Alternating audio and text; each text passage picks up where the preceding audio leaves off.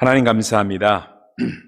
하나님의 은혜가 우리 가운데 함께 하심으로 오늘도 이렇게 토요일 새벽을 맞이해서 주님의 전에 나와서 아버지 정말 마음을 다하고 정성을 모두어서 주님을 예배하며 주의 말씀을 아버지 함께 나누는 시간입니다.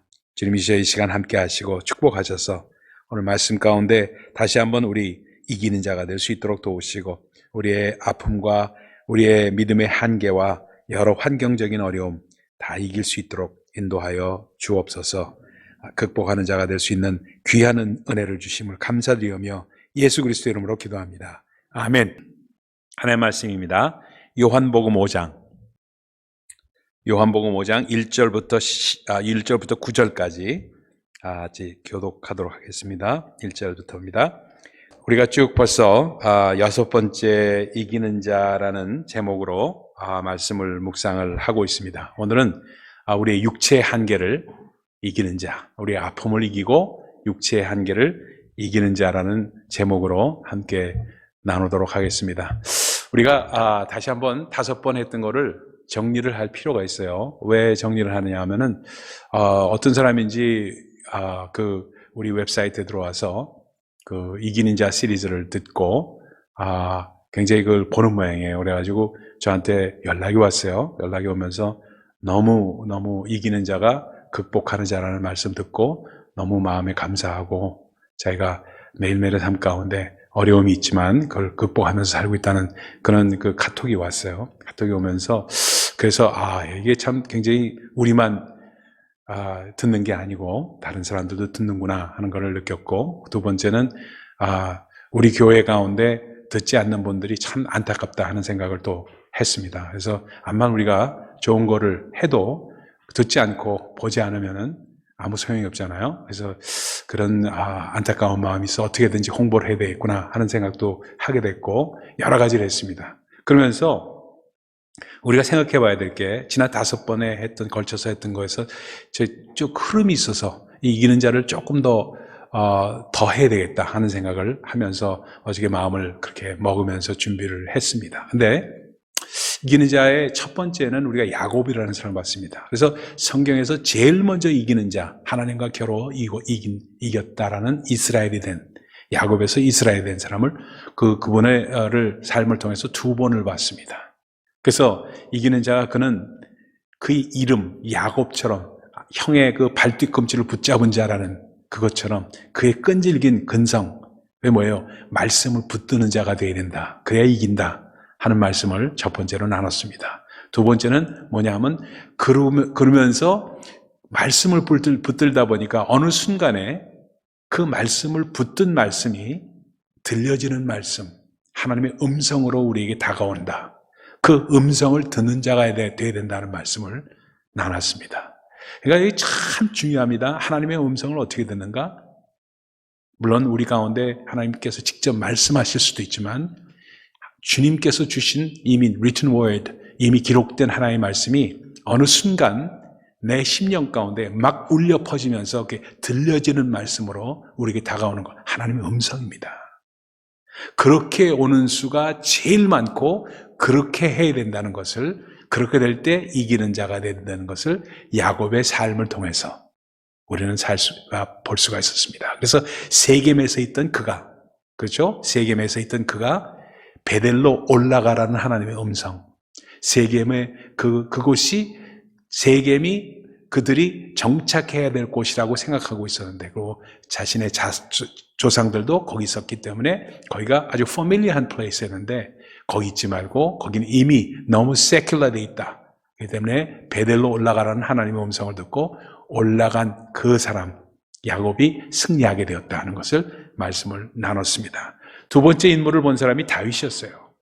다윗이 가장 잘했던 것은 뭐냐면, 여러분 잘 알다시피 두려움을 이긴 사람이었어요.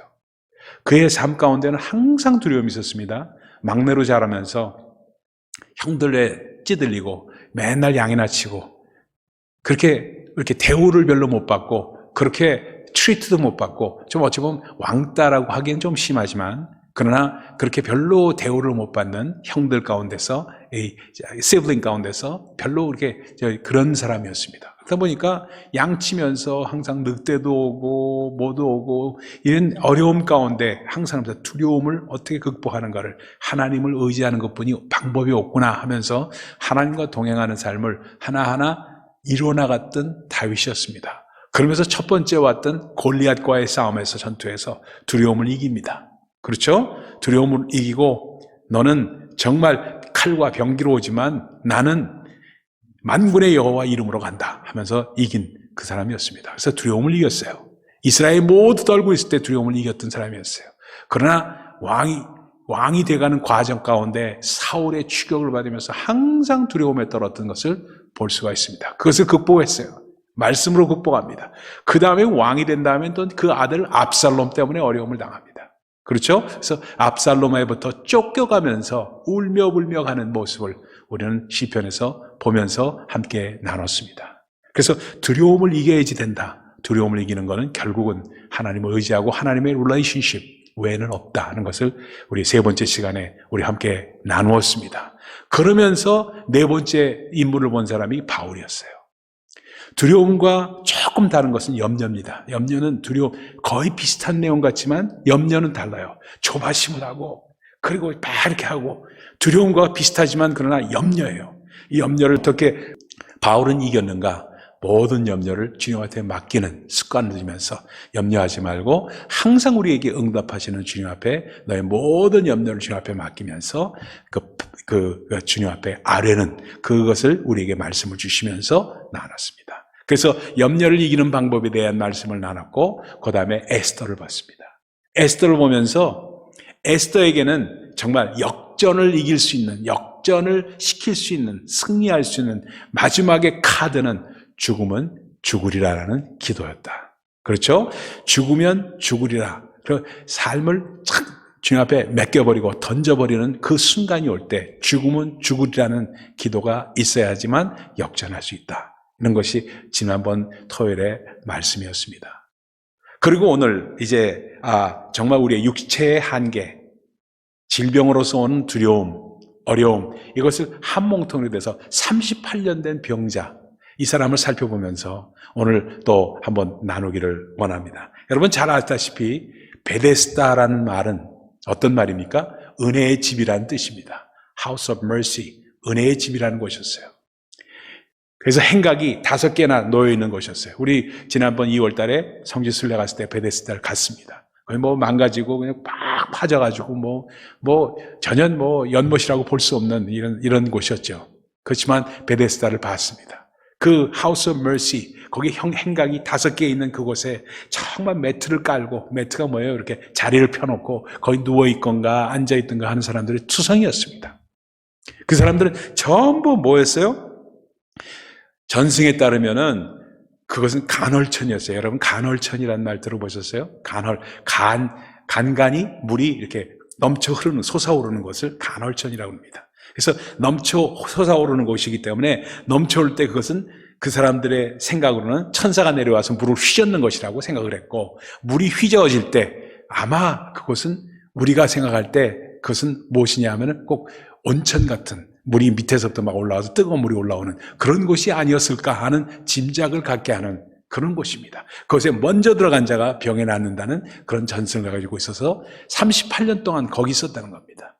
그 사람의 상태를 보면 하루하루 요행으로 살아가는 사람이었다는 사실을 볼 수가 있어요. 그러니까 여러분 포춘 쿠키가 잘 팔리는 이유를 아세요?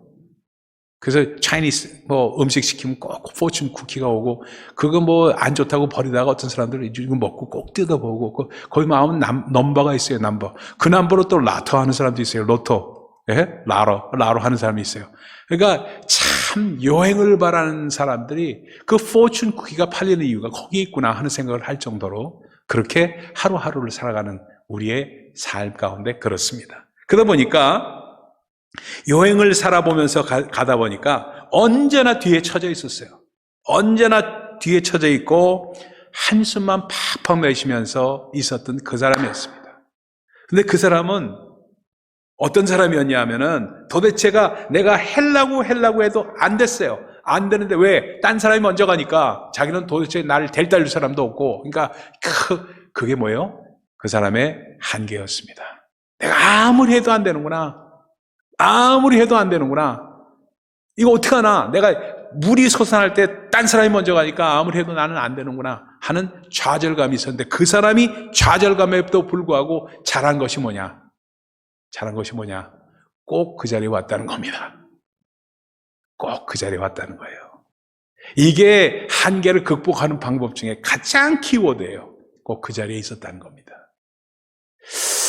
우리가 어려움 가운데 있을 때 좌절하고 그러면 그 자리를 떠나는 사람들이 참 많이 있습니다. 그 자리를 교회를 이렇게 떠나버리고 하나님의 집을 떠나버리고 에이 나 안 나가 하면서 이러는 사람들 참 어리석은 사람들이에요. 뭐냐면 아무리 힘든 일이 있고 좌절이 있어도 hang in there. 영어 표현에서 그게 있어요. hang in there. hang in there. 거기에 꼭 있어야 하는 것을 우리는 배워야 됩니다. 오늘 38년 된 병자로부터 배워야 될 것은 정말 안 돼도 그 자리에 있는 것. 아무리 기도해도 안 되는 것 같아도 그 자리에 있는 것. 포기하지 않는 것. 그걸 배우는 겁니다. 그것이 바로 우리의 정말 어려움을 극복할 수 있는 가장 큰 방법 중에 하나고, 어느 날 하나님께서 음성으로 들려주시고 어느 날 갑자기 훅 다가오시는 분이 우리 하나님이십니다. 그것을 말씀하고 있어요. 그러니까 세상은 버려진 인생에게는 관심이 없어요. 관심이 없습니다. 그러니까 학교에서도 공부 잘하는 애한테 관심이 있지 공부 못하는 애들한테는 관심도 없어요. 담임선생도 그런 애가 있다는 정도인지 관심도 없어요. 공부 잘하는 애들한테만 관심이 있게 돼 있습니다. 그리고 정말 회사에서도 아주 유능한 사람만 뽑으려고 그러지 그냥 적당히 하는 사람들 안 뽑으려고 합니다. 그런데 사실 보면은 어떤 사람들이 그 회사에 남냐? 똑똑하고 유능한 사람들이 그 회사에 남지 않아요. 끝까지요. 꼭 튀어나갑니다. 누가 남느냐? 잘 버무리면서 나가는 사람. 요번 바이든이 거의 선출될 그 단계에 있는 사람. 그 사람이 유능한가요? 절대 아니거든요. 유능하지 않지만 잘 이렇게 합력해서 선을 이루려는 그 마음이 그 사람에게는 있어요. 그러다 보니까 그 사람이 선출된 미국의 선택이 되는지도 모릅니다. 그러니까 참 세상에서는 고통은 인간의 방법으로 해결하는 것이 아니다. 우리가 할 수 있는 것은 결국 뭐냐? hang in there. 고통이 있든 어려움이 있든 그 자리에 있는 겁니다. 그 자리에 있으면서 결국 하나님께서 훅 다가오실 때 그때 하나님을 붙잡을 수 있는 사람이 되어야 된다. 근데 그 House of Mercy인데 신적으로는 House of Mercy면서도 mercy가 없었어요. No mercy야. 전부 먼저 가려고 하니까 이 사람은 항상 들어갈 수가 없었던 것이에요. 거기에서 찾아오신 mercy가 계셨습니다. 예수님이 찾아오신 거예요. 은혜의 집이라고 하지만 은혜가 없는 곳에 은혜이신 예수님이 오신 거예요. 은혜이신 예수님이 없는 곳에 은혜가 오셨는데 38년 된 병자는 주님을 알아볼 수는 없었지만 주님은 그를 알아봤어요. 그렇죠? 주님은 그를 알아봤습니다. 그를 알아보고 뭘 알아보냐면 그 누운 것을 보시고 라고 말씀합니다. 그 누운 것을 보시고 두 번째 recognize 하신 것은 뭐예요? 병이 오래된 줄을 아시고 그 누운 것을 보시고 그 병이 오래된 것을 아시고 그러니까 이 두 가지를 recognize를 하신 거예요. recognize를 하시면서 그러면서 그건 우리에게 뭘 말하냐? 우리의 오래된 문제, 고민하는 문제를 아신다는 겁니다. 고통 가운데 있고 우리 권사님 정말 눈이 잘 안 보이고 어려움 가운데 있으면 그 우리 주님 아신다는 거예요. 저도 간염을 2번을 앓았어요. 제 얘기를 해서 안 됐지만요. 한 번은 간염을 앓았을 땐 헤파타이티스 B라고 해서 B형 간염 알았습니다. 그걸 알았다가 이거 좀 낫죠. 금방 젊었으니까 낫는데 두 번째 간염이 딱 걸렸을 때 의사가 이러다가 너 안 되는 거야 하면서 겁을 확 주세요. 겁을 확 줘요. 그래서 내가 이 간이 이게 망가진 모양이구나 하는 생각을 했습니다. 그래서 이 사람이 또 암이라고 그러니 참 이게 그때 파나마 있을 때입니다. 그래가지고 딱 한국에 돌아가서 여기서 내가 남미에 있으면서 이게 또 암 걸려서 저기 할 건 안 되고 한국에 돌아가야 되겠다. 그래서 한국에 돌아갔습니다. 한국에 돌아가가지고 병원에도 안 가봤어요. 죽게 되면 할 수 없지만 하는 마음으로 있었는데 그게 저절로 났어. 저절로 났어요. 근데 제가 지금 돌이켜보면 그때는 헤파타이티스 그 간염이 말입니다. 이렇게 종류별로 이렇게 그 분류를 하는 그런 정도로 과학이 발달되질 않았어요. 근데 제가 볼 때는 뭐냐면 당시에 제가 처음에 걸렸을 때는 헤파타이티스 B였고 두 번째 걸렸던 간염은 헤파타이티스 A였어요. A형. 그러니까 B형 간염, A형 간염을 골고루 제가 걸린 사람이에요. 골고루 걸리면서 그런 전력이 있다 보니까 꼭 그것이 이제 의사들하고 만나면 그 얘기를 해요. 제가 간염을 2번 앓았습니다. 하면은 꼭 무슨 얘기를 하냐면, 당신 간 검사를 항상 하셔야 됩니다. 간 검사를 항상 하고 언제든지 나빠질 가능성이 있으니까 다 그래요. 그래서 이제 간 검사를 항상 합니다. 항상 하면서 제가 어떻게 했냐. 여기서 또 중요한 것, 이 말씀 꼭 들으시기 바랍니다. 그 자리에 있는데 우리 주님께서 오셔서 말씀하신 pick up your mat. 네 자리를 들고 일어나라. 그리고 걸어라. 하는 명령을 주십니다. pick up your mat. 네가 깔고 있는 그 자리 픽업해. 이 말씀을 주세요. 그 얘기는 저한테 어떻게 다가온지 아세요? 이 말씀 너무나 많이 묵상했던 말씀이니까 제가 여러분에게 말씀드립니다. 아픈 부위에 내가 손을 얹어야 돼. 내가. 아픈 부위에 내가 손을 얹고 정말로 그 우리 주님께서 거기에 손을 얹고 기도해라. Lay your hand upon 그 아픈 부위 거기에 the place that where you hurt most 거기에 앉아놓고 손을 얹고 기도하는 겁니다. 그 기도해서 여태까지 그 후로 몇십 년이 지났지만 항상 간이 염려가 있을 거라고 생각했지만 한 번도 간 때문에 걱정해 본 적은 없습니다. 그리고 피 검사해 보면 간은 항상 괜찮아요. 오히려. 왜? 항상 안수하면서 있게 됐기 때문에. 더러운 점이 없다 나가. 왜? 주님께서 pick up your mat and walk 했으니까. 근데 요번에 검사를 해보니까 콩팥이 안 좋대 또. 콩팥이 안 좋대요. 알부민이 어쩌다 몰면서 그게 안 좋대요. 이제는 간에서 콩팥으로 기도가 바뀌어야 돼. 그래서 여러분 항상 그렇습니다. 우리가 제가 나이가 먹어가니까 안 좋은 부분들이 자꾸 나타나는구나 하는 생각을 하면서 이 말씀 드리는 겁니다. 그러면은 그걸 좌절하거나 힘들어하거나 두려워하거나 염려하지 말고 하나님 주신 말씀 가지고 거기에 대해서 어떻게 반응할 것인가를 결정하셔야 돼요. 나쁘다 그러면 나쁘구나, 큰일 났는데 어떡하지? 이럴 필요가 없다는 겁니다. 어차피 우리는 한번 주님 앞에 갈 사람들인데 그거 갖고 뭘 그걸 걱정해요. 그러니까 손 얹고 항상 기도하시는 거예요. 그래서 오늘 아침에도 손 얹고 기도했어요. 이제 옛날에는 간 때문에 기도했는데 이제는 콩팥으로 바뀌었어요. 눈도 마찬가지입니다. 여러분들 항상 그러세요. 저도 캐터랙트 한번 했죠. 이쪽 오른쪽은 했습니다. 근데 왼쪽은 괜찮아. 왼쪽 눈 계속 기도했거든. 이쪽은 백내장이 왔다고 해서 이거 했는데 계속 했더니 이쪽은 멀쩡해. 10년이 지나도. 그걸 보면서 뭐냐면 하나님께서는 우리에게 그 방법을 주시면서 hang in there. 그러면서 네 아픈 부위를 그리고 내 마음의 상처를 내가 손을 얹어야 돼요. 내가 뭐에 상처받았죠? 남의 한 말 때문에 내가 굉장히 상처받았어. 그럼 내가 왜 상처받았는가? 그 말씀을 하나님 앞에 내놓고 내가 해야 돼. 내가 절대로 그렇지 않으면요 절대 변화가 오는 거 체인지가 안 와요. 항상 그것이 어떤 문제가 있으면 또 그게 발생되고 또 발생되고 또 발생되고 이렇게 돼요. 근데 조그만 것을 그게 내가 기분이 나빴다. 그럼 내가 이 기분 나쁜 것이 정상적인 아니라는 것을 recognize를 바로 해야 돼요. 그래서 이 기분 나빠할 필요가 없는데 하면서 하나님 앞에 기도 가운데 내놓고 그 위에 손을 얹고 내가 기도할 수 있어야 돼요.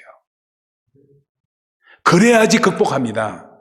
그렇지 않으면 항상 기분 나쁜 상태로 컴플레인하면서 살아갈 수밖에 없어요. 그렇게 하지 말라는 겁니다. 38년 된 병자, 그 병자를 누운 것을 보시고 그리고 병이 오래된 것을 보시는 우리 주님이세요. 그렇기 때문에 그걸 주님 앞에 내놓을 수 있는 것이 되어야 된다. 그러면서 주님께서 뭐라고 말씀하세요? 내가 낫고자 하느냐? Do you want to get well? Do you want to get well? 내가 나아지기를 원하느냐? 여태까지는 신앙생활하면서 신앙에 조이가 없었고 기쁨이 없었고 또 내가 뭐 이렇게 하면 금방 시험 들고 했었는데 그걸 극복하고 나아가기를 원하느냐? 아니면 극복하지 못한 채 시험 들 때 맨날 시험 들고 기분 나쁠 때 맨날 기분 나쁜 채로 신앙생활 하기를 원하느냐? 이 질문이세요.